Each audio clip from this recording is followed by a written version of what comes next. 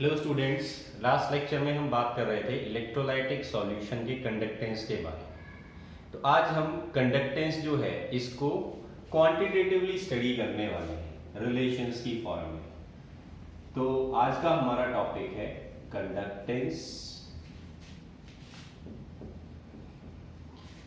बच्चों, कंडक्टेंस जो है वो क्या होता है? Amount of current flowing through any substance is called its conductance. तो इस कंडक्टेंस को हम क्वांटिटेटिवली रिप्रेजेंट करते हैं रेजिस्टेंस का यूज करके। तो पहले हम रेजिस्टेंस जो है इसको समझ लेते हैं। रेजिस्टेंस आपने पढ़ा होगा छोटी क्लासेस में भी। What is resistance? It is the opposing force to the flow of current is called resistance। किसी भी सब्सटेंस के अंदर वो ओपोजिंग फोर्स जो करंट को रेजिस्ट करता है, ओपोज करता है, फ्लो करने से रोकता है, दैट इज कॉल्ड रेजिस्टेंस। इसको रिप्रेजेंट किया जाता है R से। अगर हमारा सब्सटेंस जो है वो कोई मेटालिक कंडक्टर है, मतलब कोई मेटल का वायर है या फिर कोई प्लेट है, तो इस केस में रेजिस्टेंस का फॉर्मूला होता है रो इंटू एल अपॉन ए। इस फॉर्मूले के अंदर R बोला जाएगा रेजिस्टेंस को, रो इज कॉल्ड स्पेसिफिक रेजिस्टेंस या फिर resistivity, L is length of the conductor and A is cross section area of conductor। तो ये इस फॉर्मूले के अंदर जो टर्म्स हैं इनका मतलब है। अब देखो बच्चों, जितना सब्सटेंस का रेजिस्टेंस ज्यादा होता है, कोई भी मान लो तुम्हारे पास दो मेटल के वायर हैं। एक मेटल का वायर है हमारे पास आयरन का और दूसरा है एल्यूमिनियम का। हमारे पास दो वायर्स हैं, एक एल्यूमिनियम का वायर है और दूसरा आयरन का वायर है। तो इन दोनों में से अच्छा कंडक्टर कौन सा है? हमें पता है कि एल्यूमिनियम जो है उसकी इलेक्ट्रिकल कंडक्टिविटी अच्छी होती है। इसका मतलब क्या हुआ? इसका ये मतलब हुआ कि एल्यूमिनियम जो है इसका रेजिस्टेंस कम है और आयरन इसकी अगर कंडक्टिविटी कम है, इसमें से करंट कम फ्लो कर सकता है। इसका मतलब ये हुआ कि इसका रेजिस्टेंस ज्यादा है। अब अगर मान लो दोनों वायर्स जो है वो सेम लेंथ के थे, इसकी लेंथ भी L है और इसकी लेंथ भी L है, इसका क्रॉस सेक्शन एरिया भी A है और इसका क्रॉस सेक्शन एरिया भी A है, तो रेजिस्टेंस जो है वो किसके ऊपर डिपेंड कर रहा है? यहाँ पर रेजिस्टिविटी पे। और रेजिस्टिविटी डिपेंड करती है नेचर ऑफ सब्सटेंस पे। तो हमारा सब्सटेंस कैसा है उसकी नेचर डिटरमाइन करती है रेजिस्टिविटी की वैल्यू को। तो रेजिस्टेंस जो है वो सब्सटेंस टू सब्सटेंस वेरी करता है इसी वजह से। अब क्योंकि रेजिस्टेंस वेरी करेगा तो इनमें से जो करंट फ्लो होगा वो भी वेरी करेगा, और उस करंट को हम कैसे मेजर करते हैं? उसको हम मेजर करते हैं in terms of conductance. Conductance क्या होता है? Conductance is inverse of resistance. इसको रिप्रेजेंट किया जाता है G से। तो यहां पर जो भी कंडक्टेंस आएगा वो इसके कंडक्टेंस से डिफरेंट होगा। तो हम अब ये लिख सकते हैं कि किसी भी सब्सटेंस का जो कंडक्टेंस होता है वो उसके रेजिस्टेंस से जस्ट इनवर्सली प्रोपोर्शनल होता है। जिसका रेजिस्टेंस कम है उसका कंडक्टेंस ज्यादा होता है और जिसका रेजिस्टेंस ज्यादा है उसका कंडक्टेंस कम होता है। It is inverse of the resistance of any substance। Represent किया जाता है कैपिटल G से, रिप्रेजेंटेड विद कैपिटल जी, और फॉर्मूला हो जाता है G is equal to 1/R। अब रेजिस्टेंस की यूनिट क्या होती है बच्चों? रेजिस्टेंस की यूनिट होती है ओम। तो 1/ओम जो है वो यूनिट आ गई किसकी? कंडक्टेंस की। और इसको हम ऐसे भी लिख सकते हैं ohm inverse, this is the unit of conductance. तो किसी भी सब्सटेंस के रेजिस्टेंस का इनवर्स अगर हम कर देते हैं that is equal to its conductance. अब हम क्या पढ़ रहे हैं? हम पढ़ रहे हैं इलेक्ट्रोलाइटिक सॉल्यूशंस, इलेक्ट्रोकेमिस्ट्री पढ़ रहे हैं हम। तो हम फिजिक्स के टॉपिक नहीं कर रहे हैं यहाँ पर कि भाई मेटेलिक कंडक्टर जो है उसका रेजिस्टेंस क्या आएगा, उसमें कंडक्टेंस क्या होगा। हमें पढ़ना है यहाँ पर इलेक्ट्रोलाइटिक सॉल्यूशन की कंडक्टेंस को, electrolytic solution conductance.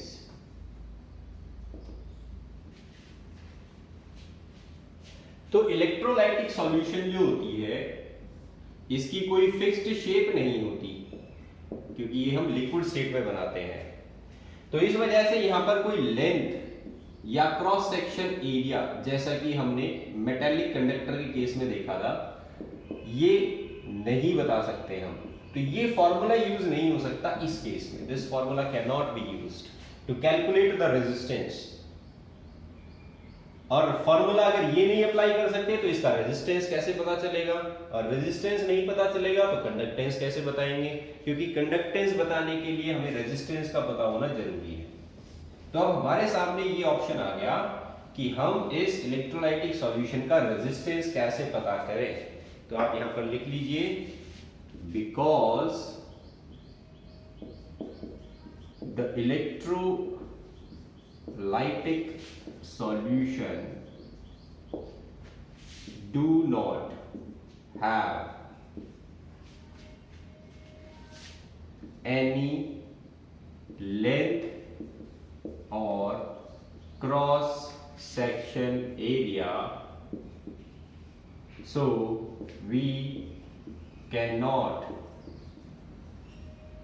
determine the resistance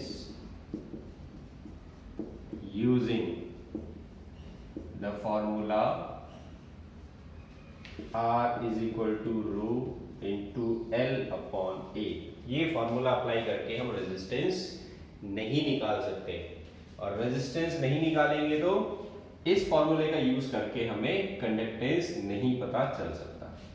तो अब इस रेजिस्टेंस को कैसे निकाला जाए? तो एक एक्सपेरिमेंट आप लोग फिजिक्स में करते हैं। इस एक्सपेरिमेंट का नाम है Wheatstone bridge experiment to determine unknown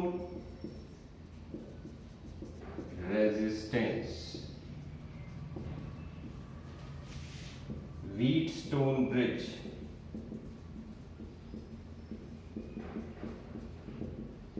ये इस एक्सपेरिमेंट का नाम है। एपरेटस होता है ये जिसको यूज किया जाता है अननोन रेजिस्टेंस को कैलकुलेट करने के लिए। तो मैं यहां पर डायग्राम बना देता हूं इसका, व्हीटस्टोन ब्रिज का।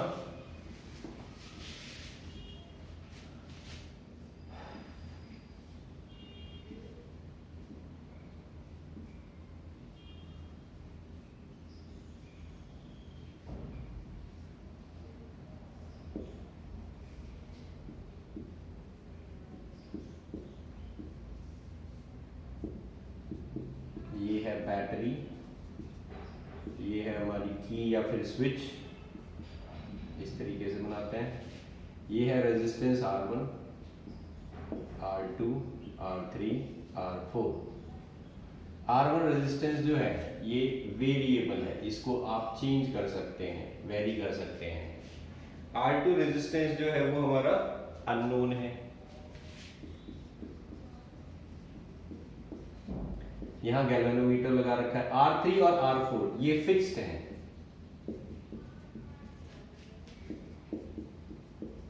इनको आप चेंज नहीं करेंगे। तो हमें इसका रेजिस्टेंस जो है वो कैलकुलेट करना है। अब यहां पर आपके पास सभी ऑप्शंस हैं। आपका कोई सब्सटेंस मेटेलिक फॉर्म में है तो भी आप उसको यहां पर कनेक्ट कर सकते हैं, और इवन आपकी अगर कोई इलेक्ट्रोलाइटिक सॉल्यूशन है उसको भी आप यहां पर कनेक्ट कर सकते हैं इस रेजिस्टेंस की जगह। तो हमें इलेक्ट्रोलाइटिक सॉल्यूशन जो है इसका रेजिस्टेंस निकालना था, तो हम इसी व्हीटस्टोन ब्रिज का यूज करते हैं। तो इस व्हीटस्टोन ब्रिज में एक फॉर्मूला अप्लाई होता है, और फॉर्मूला होता है R1/R2 is equal to R3/R4। R1/R2 is equal to R3/R4। ये हम चेंज कर रहे थे खुद ही, तो इसकी वैल्यू जो है वो हमें पता होती है। R3 फिक्स है, R4 फिक्स है, तो ये निकाल सकते हैं हम इस फॉर्मूले का यूज करके, और इसकी जो भी वैल्यू आती है वो रेजिस्टेंस होता है जो भी सॉल्यूशन हमने लगाई थी यहां पर कनेक्ट की थी उसका। तो इस तरीके से हम एक्सपेरिमेंट का यूज करके इलेक्ट्रोलाइटिक सॉल्यूशन का कंडक्टेंस जो है वो निकालेंगे इसी रेजिस्टेंस का यूज करके। तो आप लिख लेना यहां पर ये point, the resistance of the electrolytic solution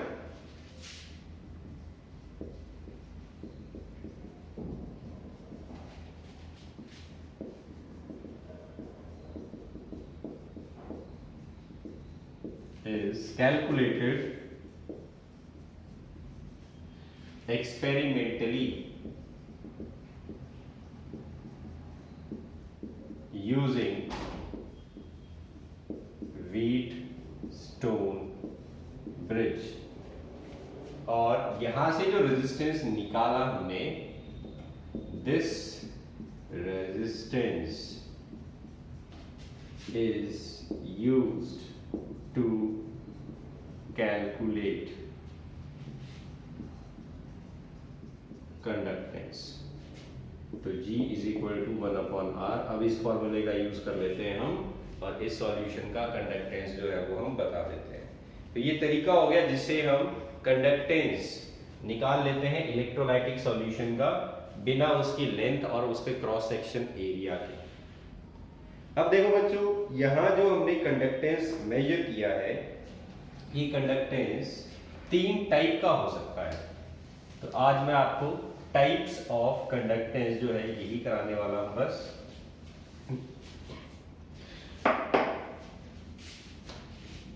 types of conductance.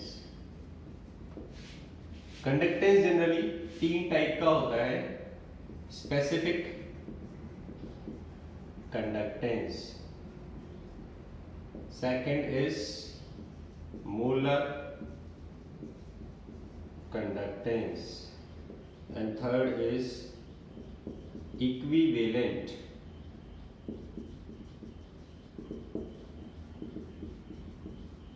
conductance।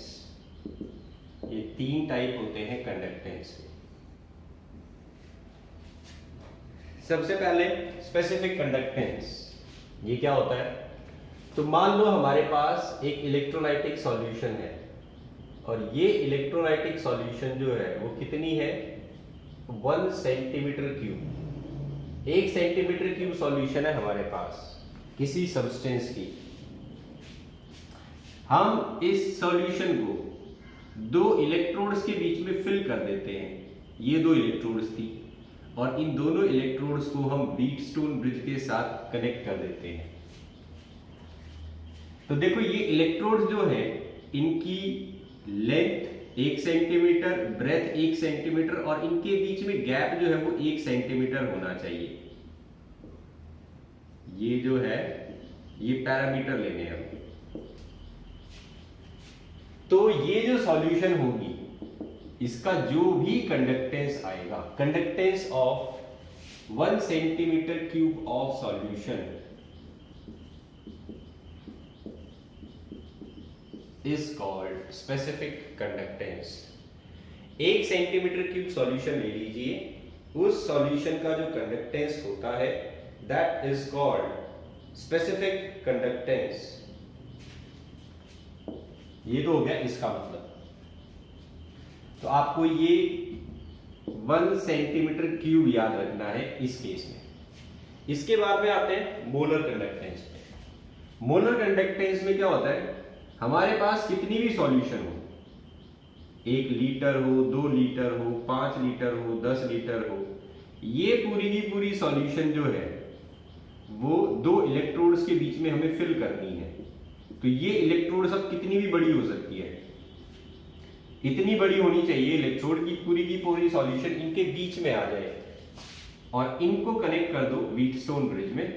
Wheatstone bridge तुम्हें इस सॉल्यूशन का रेजिस्टेंस बताएगा, रेजिस्टेंस से तुम कंडक्टेंस निकाल लोगे।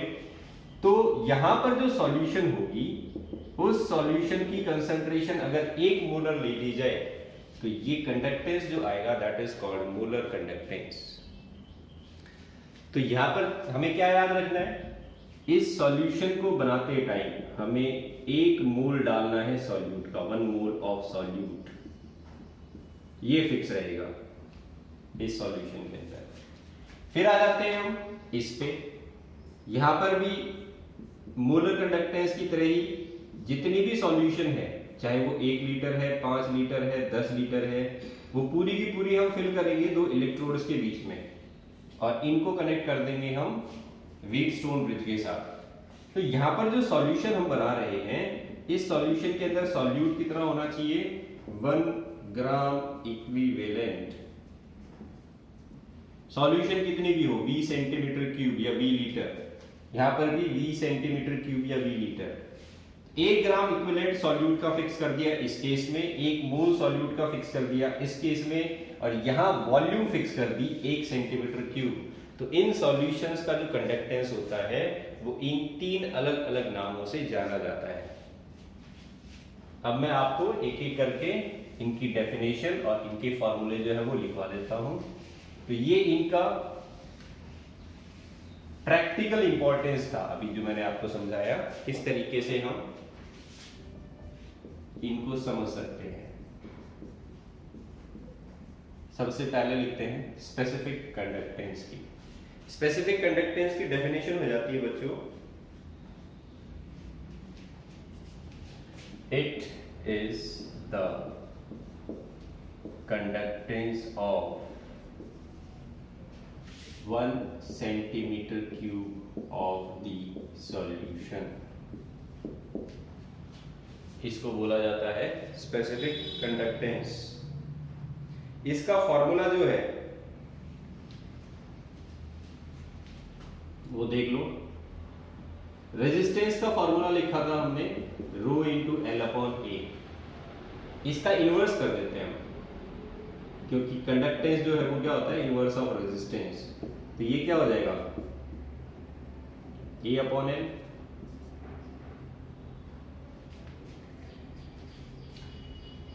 तो G is equal to 1 upon rho into A upon L. अब देखो ए और एल क्या है, यहां पर हमने जो 2 इलेक्ट्रोड्स लगाई थी जिसकी लेंथ 1 सेंटीमीटर, हाइट 1 सेंटीमीटर, और इन दोनों के बीच में गैप जो था वो भी कितना था, 1 सेंटीमीटर। तो ये एरिया जो है वो क्या हो गया, 1 सेंटीमीटर इंटू 1 सेंटीमीटर, ये तो आ गया तुम्हारे पास क्रॉस सेक्शन एरिया इस प्लेट का, और ये जो सेपरेशन है दिस इज लेंथ। तो इस तरीके से इमेजिन कर लेना, इस फॉर्मूले के अंदर ए जो है ऊपर वाला जो टर्म लिखा हुआ है ये तो है एरिया ऑफ द प्लेट, और एल जो है वो है separation between the plate. G is equal to 1 upon rho into A upon L, और इस 1 अपॉन रो को हम लिखते हैं कापा से। This kappa is called specific conductance. तो ये फॉर्मूला बन गया स्पेसिफिक कंडक्टेंस का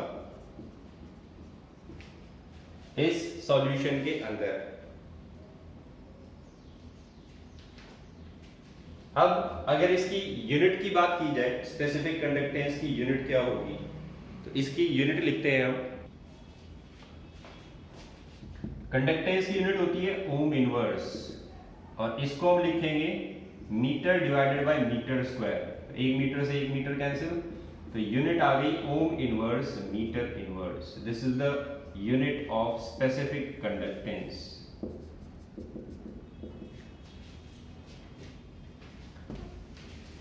तो ये हो गया स्पेसिफिक कंडक्टेंस के बारे में। इसका एक और नाम भी है बच्चों, स्पेसिफिक कंडक्टेंस को कंडक्टिविटी भी बोला जाता है। This is also called conductivity. तो आपको जब न्यूमेरिकल्स मिलेंगे सॉल्व करने के लिए आगे, तो न्यूमेरिकल्स में ये टर्म बहुत यूज किया जाएगा, फाइंड आउट द कंडक्टिविटी या what is the conductivity.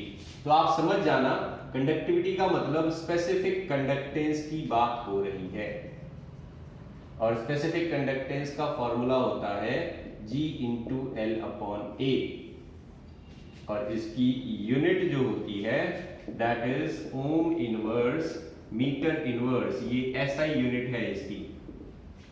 Ohm inverse को सीमेन भी बोला जाता है। ये एक और यूनिट होती है जिसका मतलब होता है siemens is equal to ohm inverse. तो आपके पास दो यूनिट्स आ गई। अब ओम इनवर्स मीटर इनवर्स लिख लो, या फिर सीमेन मीटर इनवर्स लिख लो। और ओम इनवर्स को म्यू भी बोला जाता है। इसको अगर हम उल्टा करके लिख दें तो ये भी यूनिट बन जाती है इस स्पेसिफिक कंडक्टेंस या फिर कंडक्टिविटी की। तो ये पॉइंट्स आप याद रख लेना। और इसमें मैंने आपको बताया था प्रैक्टिकल सिग्निफिकेंस क्या है, 1 सेंटीमीटर क्यूब सॉल्यूशन होनी चाहिए। प्लेट इतनी ही बड़ी हो कि 1 सेंटीमीटर क्यूब सॉल्यूशन आ सके, तो वो कहलाती है स्पेसिफिक कंडक्टेंस। अब आ जाते हैं हम next, that is molar conductance पे। Second, molar conductance. It is the conductance of an electrolytic solution containing 1 mole of solute dissolved in V centimetre cube of the solution. अब देखो बच्चों, हम एक सॉल्यूशन बना रहे हैं। ये सॉल्यूशन 200 ml है, और इस 200 ml सॉल्यूशन बनाने के लिए मैंने 1 मोल शुगर का डिसॉल्व कर दिया। तो इस सॉल्यूशन का जब आप कंडक्टेंस निकालोगे, इस पूरी सॉल्यूशन का जब आप कंडक्टेंस निकालोगे, तो ये कहलाएगा मोलर कंडक्टेंस।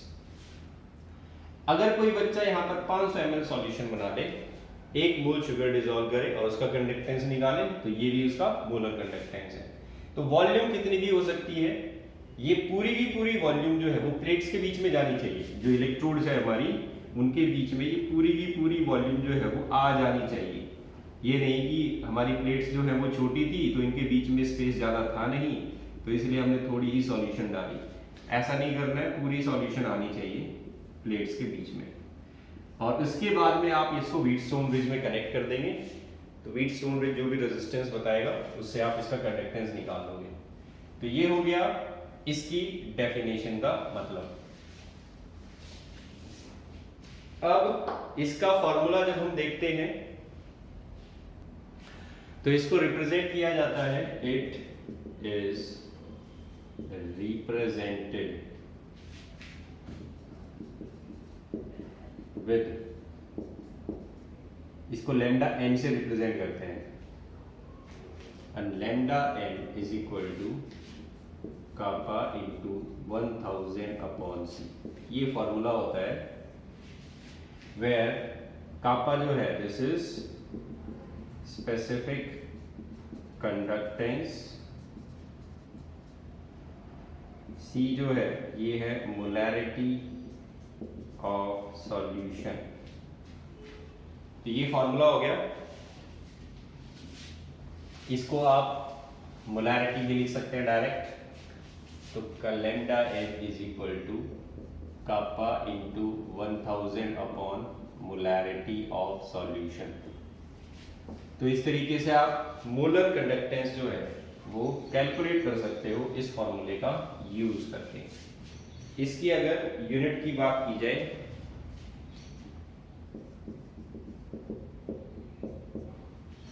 तो अभी हमने कापा की यूनिट जो है वो देखी थी। क्या यूनिट आती है, सीमेन मीटर इनवर्स। तो यहां पर अगर आप यूनिट निकालोगे तो ये वैल्यू आ जाती है, इसकी यूनिट थी सीमेन डिवाइडेड बाय मीटर, इसकी यूनिट है मीटर क्यूब और इसकी यूनिट है मोल। तो moles per metre cube is molarity. इससे ये कैंसिल होगा एक पावर में, तो क्या आ गया, सीमेन मीटर स्क्वायर पर मोल। ये यूनिट हो गई मोलर कंडक्टेंस की। अब हम आ जाते हैं नेक्स्ट थर्ड टाइप। अच्छा, एक चीज और याद रखना बच्चों, मोलर कंडक्टेंस और स्पेसिफिक कंडक्टेंस का रिलेशन भी है ये।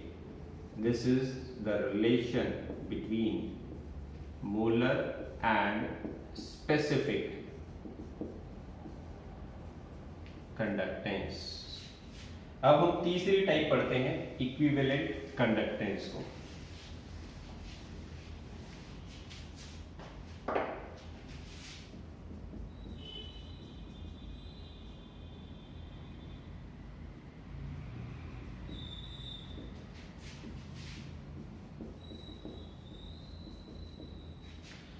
इक्विवेलेंट कंडक्टेंस, तो जैसा कि हमने अभी थोड़ी देर पहले समझा था, it is the conductance of an electrolytic solution having 1 gram equivalent of solute dissolved in V centimeter cube of the solution। तो ये हो गया इक्विवेलेंट कंडक्टेंस। इसको रिप्रेजेंट करते हैं लैम्डा इक्विवेलेंट से, और इसका फॉर्मूला होता है kappa into 1000 upon normality of solution.